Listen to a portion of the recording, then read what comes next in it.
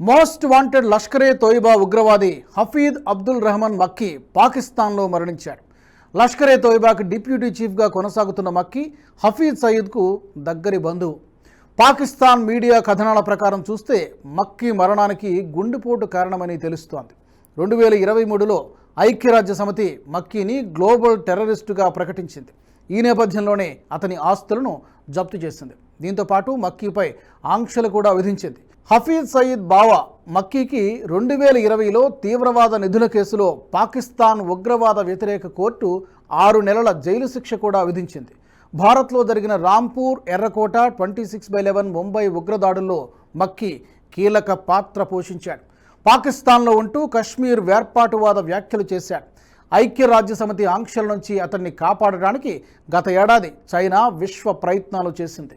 America విదేశాంగ శాఖ అతన్ని ప్రత్యేకంగా అంతర్జాతీయ ఉగ్రవాదిగా గుర్తించింది.